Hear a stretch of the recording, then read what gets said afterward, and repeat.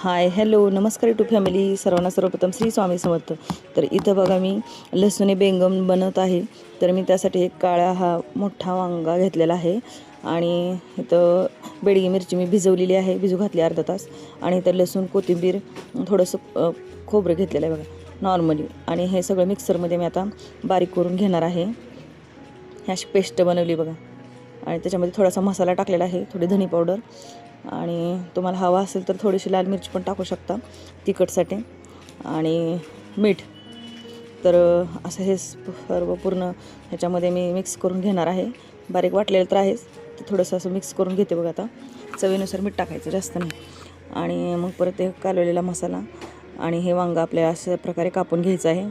तुम्ही पाहिजे तर गोल गोल पण कापू शकता किंवा असं आडवं पण कापू शकता. तर मी असं आडव्या साईडने कापलेलं आहे आणि वरतून थोड्याशा क्रॅशेस मारून घेतलेले आहेत, म्हणजे मसाला आतमध्ये जाण्यासाठी. तर हे बघा असा मसाला आपला जर बनलेला आहे, तर तो आता असा या वांग्यावरती लावून घेणार आहे. दोन्ही साईडने लावून घ्यायचा. बघा लसूण बेंगन खूप छान लागतं. असं तुम्ही भाताबरोबर खाऊ शकता, चपातीबरोबर खाऊ शकता, मस्त लागतं. दोन्ही साईडने मी हे लावून घेत आहे. तर अशा प्रकारे लावून घ्यायचं. हे बघा असं दोन्ही साईडने लावून घेतलेलं आहे. आणि तव्यामध्ये फ्राय करायचं आपल्याला. तर तव्यामध्ये थोडंसं तेल टाकायचं आहे आणि त्याच्यामध्ये हे कापलेला वांग्याचा सोडायचा आहे. तर अशा प्रकारे हे बघा मी असं सोडून घेत आहे आणि उलटे पलटे करून चांगलं खरपूस भाजून घ्यायचं आपल्याला. आणि हे वांगं पटकन शिजतं ह्याला तेलामध्ये, कारण ह्याला जास्त वेळ लागत नाही. तर हे बघा अशा प्रकारे हे मसाला कडचा भाजून झालेला आहे. खायला एकदम एवढं टेस्टी लागतं ना, खूप छान लागतं. तर हे अशा प्रकारे मी सर्व वांगे एक एक करून असे भाजून घेतलेले आहेत बघा.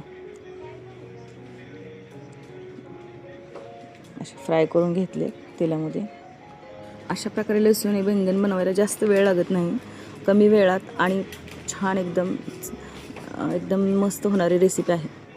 तसा कलर सुंदर आलेला आहे बघा. खायला खूप छान लागतं. कोण नॉनव्हेज खात नाही त्यांच्यासाठी हे नॉनव्हेज सारखंच लागतं.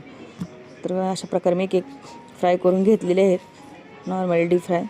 तर हे बघा किती सुंदर कलर आलेला आहे. तुम्हालाही असं आवडत असेल वांगे, ज्यांना आवडत नाही त्यांनी नक्की असं वांगं बनवून खावा, खूप छान लागतं. ज्यांना वांगं आवडत नाही त्यांना पण वांगं आवडायला लागतं. अशा प्रकारे नक्की बनवून पहा. मला तर खूप आवडलं आणि मी टेस्ट करून पाहते बघा, खूप छान लागतं आहे.